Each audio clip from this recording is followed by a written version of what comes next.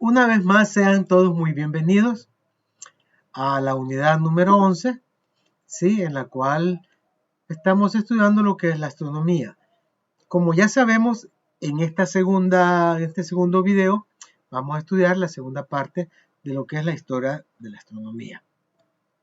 Y para no hacer muy largo este video, les pido permiso para comenzar rápidamente y que comencemos, porque esto es de darle para poder trabajar. Entonces, con permiso de ustedes, voy a salir de cámara. Ok. Vamos a comenzar este interesante video ubicándonos en Grecia, la cuna de la civilización moderna. ¿Sí? Y en Grecia se dio lo que es la concepción heliocéntrica del sistema solar. O sea, donde se dijo de que todos los planetas giraban alrededor, cuando en un principio decían que la Tierra era el centro del universo, y después se armó el gran pleito con Galileo Galilei, que sin más lo hacen pollo broiler, ¿verdad? Los de la Santa Inquisición de aquella época. No vamos a tocar mucho, no vamos a polemizar, pero es parte de la historia, ¿verdad? Pero ahorita vamos a hablar de lo que es Grecia. Entonces, de una manera general, podemos comenzar diciendo que la historia de la astronomía, como ya lo pudimos ver, es extensa, es compleja, pero elegimos un momento histórico estelar para comenzar este video, que es la concepción heliocéntrica del sistema solar. Y también se dan algunas nociones astronómicas de las grandes culturas del pasado, como ya vimos en el primer video. En este video vamos a ver sobre todo no culturas, sino que personajes, personas que cambiaron la manera de ver el mundo, de ver el universo, personas que tuvieron ideas, que tuvieron visión, visionarios, inteligentes. Unos fueron reconocidos, otros no fueron reconocidos, otros fueron incluso muertos por sus creencias, quemados, ¿verdad? Excomulgados de sus religiones, pero eso no es astronomía, y lo de nosotros es astronomía. Bueno, entonces comencemos. Los planetas parecen moverse un poco más lento en el cielo que las estrellas. Y ese movimiento más lento de los planetas se denomina movimiento directo. Pero a veces, como ustedes pueden ver aquí en esta imagen, ¿sí? Una imagen de fotos retardadas, ¿verdad? En un lugar muy al norte o muy al sur, donde el sol prácticamente no sale, ¿verdad? Hay países que el sol no sale todo el día. Entonces han aprovechado para tomar esta serie de fotos de las 24 horas. ¿Y qué es lo que obtenemos? Obtenemos un paisaje cósmico. Entonces, dentro del paisaje cósmico tenemos los planetas que se mueven más lento, que es el movimiento directo, pero también podemos ver dentro de este esquema que hay movimientos, hay planetas que se mueven en dirección contraria con respecto a las estrellas. Entonces, a ese movimiento se le llama movimiento retrógrado. Movimiento retrógrado. Ok, y que comience la función. Comenzamos con este señor Aristóteles, ¿sí? Quien en el año 350 a.C. pensaba y creía que la Tierra, aquí la pueden ver, la Tierra era el centro del universo, y pensaba que los planetas y que el Sol, que es este que está aquí, ¿sí?, giraban a su alrededor. Según Aristóteles, el universo estaba formado por un conjunto de 55 esferas celestes, unas alrededor del otro, y los planetas, ¿verdad? Lógicamente, este es un esquema de lo que, según Aristóteles, era el universo. Puede que esté equivocado, pero fue el primero que pensó en un esquema céntrico, en un esquema de órbitas, ¿sí? Y ese es el punto de inflexión que las demás culturas pues solo observaron el cielo, nunca se plantearon esta idea. Y fue Aristóteles quien primeramente lo hizo. Ok, después de Aristóteles llegó este señor que es Ptolomeo, porque la P no se dice en español, hay un chiste pero no lo voy a contar, ¿verdad? Entonces Ptolomeo en portugués sí, en Brasil les dicen psicólogo, ellos dicen Ptolomeo, sí, ellos pronuncian la P, pero en español nosotros no. Hacia el año 140 después de Cristo, Ptolomeo, que trabajaba en Alejandría, presentó un modelo que explicaba el movimiento retrógrado, el movimiento que ya habíamos hablado anteriormente, que es el movimiento de los planetas en sentido contrario a las estrellas. Como se creía que los círculos eran formas perfectas, parecía lógico que los planetas deberían de seguir círculos en sus movimientos. Eso fue lo que Ptolomeo planteó. Entonces, Ptolomeo escribió, sí, ahí pueden ver, escribió un libro que se llama el Almagesto, que significa el más grande. Fue aceptado este manual de Ptolomeo durante aproximadamente 15 siglos, que era lo que mandaba y contenía sus ideas y un resumen de sus predecesores. Sus tablas de los movimientos planetarios, pues, eran razonablemente precisas, ¿sí? Y ahí tenemos el Almagesto de Ptolomeo, ¿sí? Esto durante 15 siglos, ¿sí? 100 por 15, 1500 años, esto fue lo que mandó. Nadie contradecía el Almagesto. O sea, para que ustedes vean la influencia que este personaje, Ptolomeo, tuvo en la humanidad. ¿Sí? Bueno, seguimos ahora con este señor que es el siguiente astrónomo que hizo una cosa pues muy grande, que es Nicolás Copérnico. ¿Sí? Cuando él planteaba que el Sol era el centro del universo, ¿verdad? Fue considerado una herejía. En el siglo XVI, Nicolás Copérnico, que aquí lo podemos ver, ¿verdad?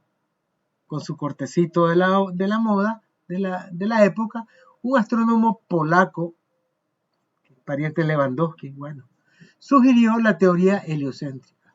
Sugirió, no la defendió, con el Sol en el centro. ¿Están viendo? Bueno, podríamos decir también que don Aristarco de Samos, ¿sí? Este señor que están viendo aquí, un científico griego, sugirió también la teoría heliocéntrica 18 siglos antes que Nicolás Copérnico, y no era creído, ¿verdad? No conocemos, sin embargo, esa teoría en detalle, la teoría de Aristarco de Samos, solo sabemos la historia cuenta que él también sugirió que era el Sol y no la Tierra el centro del universo. Pero bueno, aquí comenzó el gran relajo, aquí comenzó, no hubo paz en el mundo. Y Copérnico, aquí está un poco más señor, ¿verdad? Tuvo suerte que no le dieron gas, asume que los planetas se mueven en círculos, aunque los círculos no estaban muy centrados en el Sol. ¿Sí? Sí, eso sí es nuevo. Copérnico usó algunos epiciclos con el objeto de que sus predicciones se ajustaran mejor con las observaciones y consiguió eliminar algunos algunas cuestiones que no le cuadraban, ¿sí? Que no se podían explicar. Bueno, dejemos a don Nicolás Copérnico y sigamos con el ojo de halcón, que ya había sido mencionado con los chinitos, con Pu y con Chao, que hicieron las observaciones nocturnas durante 5 años. Y es don Tycho Brahe, ¿sí? Que este señor, ojos de águilas, ojos de lechuza, los agudos ojos de Tycho Brahe, a finales del siglo XVI, este señor, que era un noble danés, era de Dinamarca. No sé si Tycho tendrá que ver con la Ticha, don Tycho y de doña Ticha. Comenzó a observar, imagínense, a Marte y otros planetas en su observatorio. Imagínense, tenía los BGs, tenía plata, tenía dinero porque tenía su propio observatorio en la ciudad o en la región de Uranimbor. No sé el acento si es Uranimbor o Uranimbor, pero esa es la idea. Después salió otro gran astrónomo que es Johannes Kepler y sus leyes de las órbitas. Bueno, ¿qué dijo de nuevo don Johannes Kepler? Bueno, las precisas observaciones de Tycho mostraban inexactitudes en las tablas de posiciones de los planetas. Según Nicolás Copérnico, eran las tablas que se utilizaban en esos tiempos. Kepler desarrolló cálculos detallados para explicar las posiciones planetarias. Primero intentó explicar la órbita de Marte sin abandonar los círculos, pero finalmente él estableció sus leyes. Y de eso medio vamos a hablar, ¿verdad? Las leyes de Kepler son leyes cinéticas. Esto quiere decir que su función es describir el movimiento de los planetas, el movimiento planetario. Por eso es que son cinéticas. Entonces, Kepler esto lo explicó y lo dedujo gracias a los cálculos matemáticos. Era un gran matemático, un gran ácido en las matemáticas. Y él, como ustedes pueden ver, él demostró que las órbitas alrededor del Sol no eran circulares, primero, y demostró también que el Sol no está al centro, sino que tenemos una época en la cual nos alejamos y tenemos una época en la cual nos acercamos al Sol. ¿Sí? Cuando estamos cerca del Sol se llama perihelio. Cuando estamos lejos del Sol se llama afelio. Y, ¿verdad? Tenemos esos dos movimientos, ¿verdad? Y tenemos un eje mayor y tenemos un eje menor.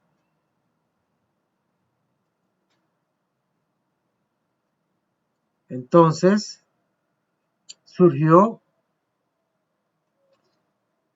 quien todos esperaban, ¿verdad? En la astronomía, que fue don Galileo Galilei, y con él cayó el modelo de Ptolomeo, el ptolomeico, cayó el libro El Grande, ¿sí? El que fue por 1500 años, la Biblia, como decíamos en Brasil, el ceboso, o sea, era el todopoderoso. Entonces, Galileo Galilei, que fue un astrónomo, fue ingeniero, fue filósofo, fue matemático y además físico, de nacionalidad italiana y relacionado estrechamente con la revolución científica.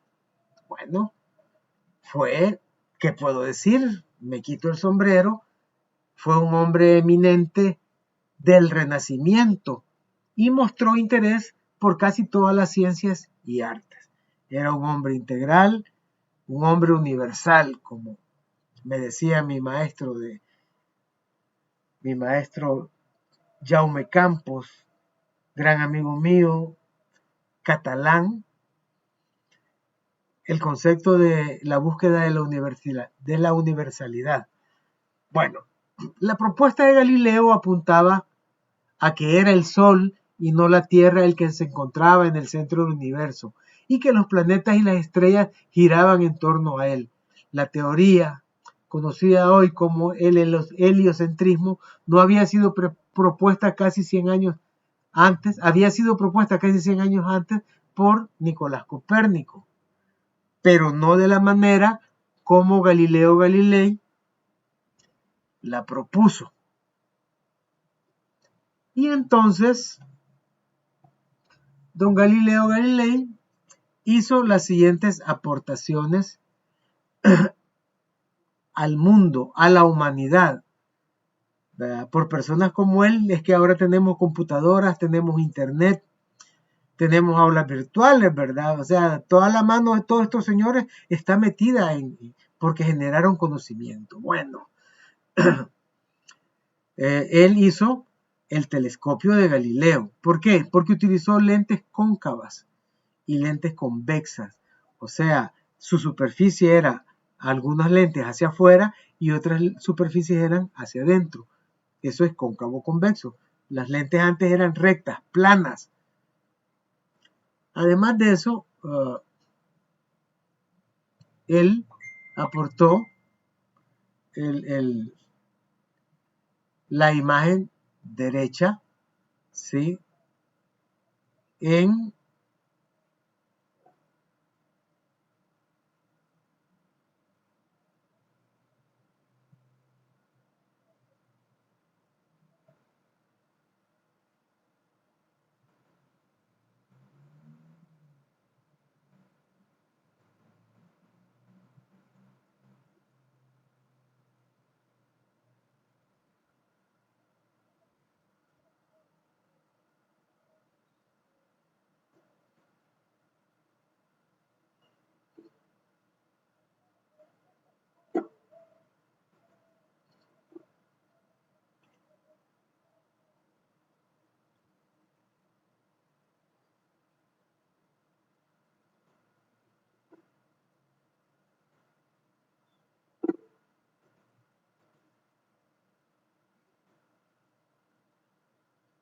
asimismo, observaciones desde los años 2009 hasta el año, perdón,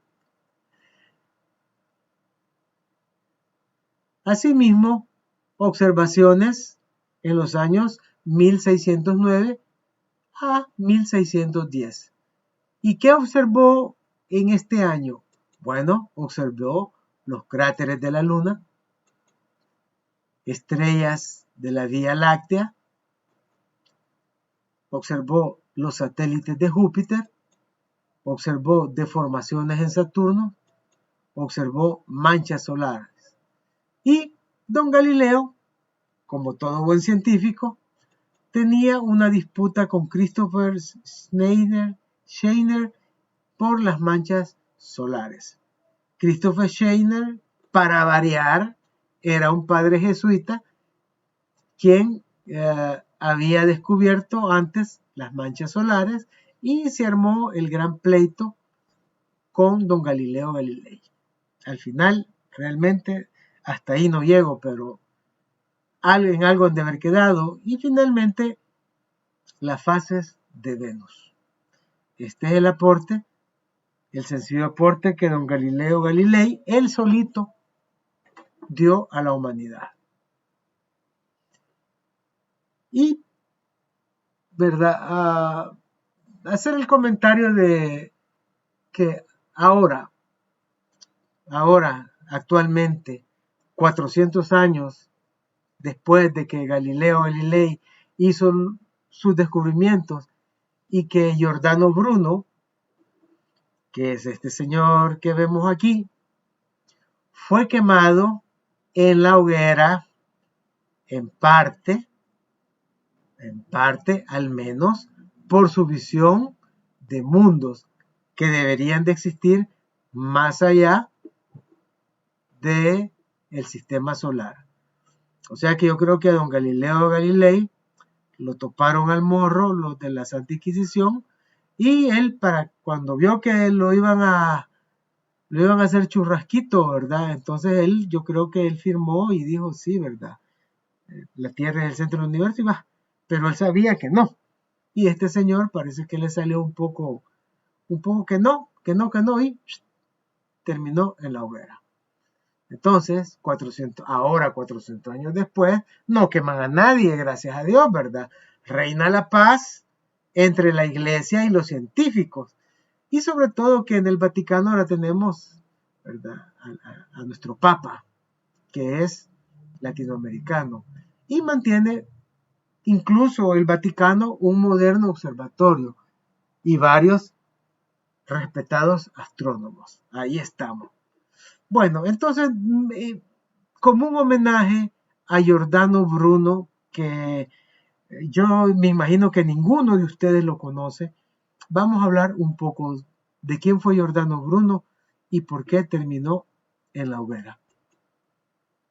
Ahí está don Galileo. Discúlpeme, don Galileo, se me fue. Entonces tenemos a don Giordano Bruno. Bueno, su nombre de nacimiento fue Filippo Bruno. Nació en la ciudad de Nola, enero o febrero de 1548 en Roma, y murió en la hoguera el 17 de febrero del año 1600. Giordano Bruno, ahí le pueden ver hasta la llamita, ¿verdad? Uy, qué bárbaros. Giordano Bruno fue un astrónomo, filósofo, y aquí viene el problema. Fue teólogo, matemático y poeta. Como todo buen académico, de nacionalidad italiana, siempre, ¿verdad?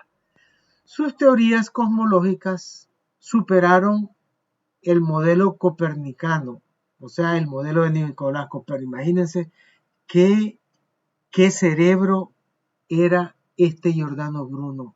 Cerebro. Y lo quemaron de 52 años. Todavía él pudo haber aportado más, pero bueno, una lástima. Propuso que el Sol simplemente era una estrella. Entonces todos se fueron para atrás. O sea que significa que él tenía la concepción que en el universo habían muchos soles, pues. Que las estrellas eran como el Sol. ¿Sí? Y propuso de que el universo debería de contener un infinito número de mundos y que podrían esos mundos estar habitados por animales y seres inteligentes. Y esto, él era miembro de la orden de los dominicos. Propuso en el campo teológico una forma particular de panteísmo, lo cual difería considerablemente de la visión cósmica sostenida por los distintos grupos o cuerpos cristianos, teológicos cristianos de aquella época.